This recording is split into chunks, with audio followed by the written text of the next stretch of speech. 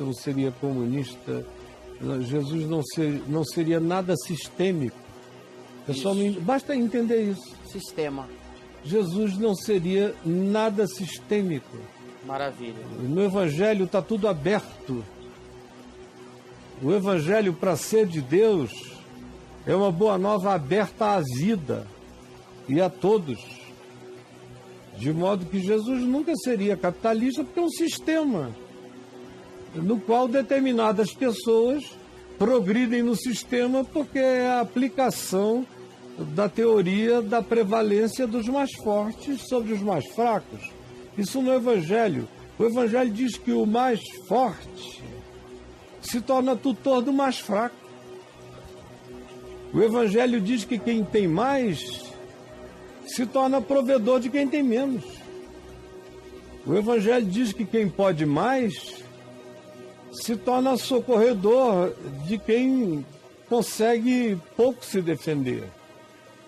O Evangelho, como eu expliquei hoje aqui, inverte essa ordem. Eu fiquei quase uma hora falando sobre isso no início do programa, então eu me sinto até cansado recorrentemente repetindo a mesma coisa. Então, a mesma coisa seria com o comunismo. O comunismo é um sistema que impõe algo que não é amor. É uma distribuição que acontece por decisão despótica de um grupo de pessoas que se atribuem a representação da sociedade como um todo. E que por ela supostamente falam.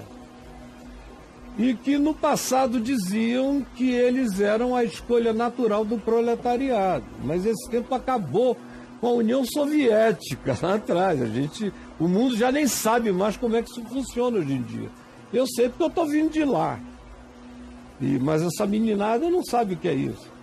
Eles, quando pensam hoje em comunismo, eles pensam no Olavo de Carvalho, no marxismo cultural, ideologia de gênero, essas babaquices da Casa do Carvalho. Sim. Não é? Então, é que não tem nem lógica de alinhavo entre si, é um negócio que vai pegando aleatoriamente o que eles querem. O que os costumes do moralismo religioso deles não gostam, e eles chamam a isso de marxismo cultural. Mas o comunismo original era uma imposição de igualitarismo despótico. E que de igualitarismo também não tinha nada, porque você tinha uma burguesia que odiava ser chamada assim, mas era o Politburo. Politburo? O Politburo. O Politburo eram os poderosos do sistema, com todas as mordomias de qualquer capitalismo americano excessivo. Ok. E o resto era imposto para a população. E aí você diz, mas ninguém tinha fome. Você é um idiota, vá ler os livros da época. Não precisa nem ler o Capital, que a maioria não aguenta, quase 2.000 páginas de leitura. Mas pega lá Arquipélago Gulag, pega esses textos da época, alguns livros da época, ou vai ler Trotsky, vai ler no original esse pessoal. O original que eu digo é do próprio autor, não comentários sobre eles, o texto dele. O texto do cara. É dele. Se não tiver em português, tem em inglês, tem em vários outros lugares. Vai ler e você vai ver como não tem a menor chance de Jesus endossar qualquer coisa que seja imposta em nome da supremacia de uma consciência social que esmaga o que é diferente e supostamente atribui, imputa ou impõe uma justiça igualitária que nunca chega na ponta do processo, que continua perverso, silencia a voz do povo. Olhe para a tentativa do remanescente no mundo desse sistema e veja se existe liberdade e expressão nele. Como é que você pode achar que Jesus está associado a qualquer coisa que poda a liberdade? Ele que vem para promover liberdade, que impõe justiça sem amor, como obrigação tirânica.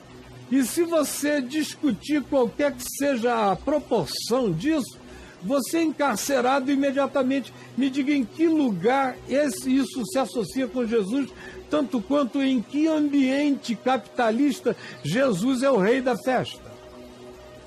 Em Jesus e no Evangelho, o princípio é simples.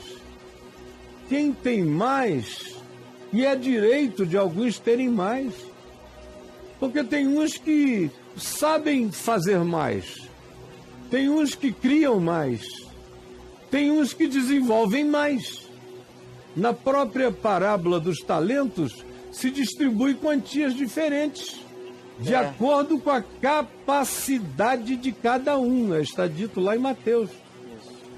Uns ganham 5, outros ganham 4, outros ganham 1, cada um conforme a sua capacidade de desenvolvimento.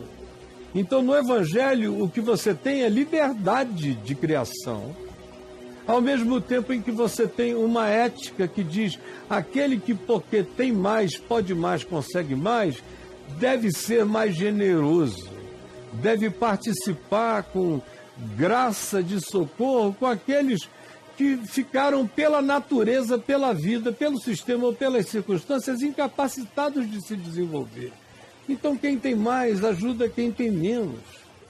E quem tem menos não tem que invejar aquele que tem mais e nem criar uma revolução para se apossar pela força do que não foi exatamente a criatividade que o levou a obter. É óbvio que no meio disso você tem os extremos bipolarizantes de todos os lados. E as sociedades nunca chegaram a uma síntese saudável completamente. Mas tem algumas bem próximas de algo que, na relatividade do planeta Terra, são modelos e são projetos bastante aceitáveis. No mundo nórdico da Europa, é um lugar para onde eu gosto de ir sempre nas minhas férias, porque a minha mente tem uma certa relaxation, tem um descanso, tem uma desmobilização de tanta impiedade assistida o dia inteiro. Ou seja, de excessos capitalistas ou de despotismos pseudo-comunistas. Polos que eu abomino, porque não tem nada a ver com o equilíbrio do Evangelho, que concede liberdade para se criar e para se obter conforme a proporção criativa, ao mesmo tempo estabelece leis de justiça para que não haja preponderância exacerbada de alguns contra a necessidade real de outros que precisam ser ajudados.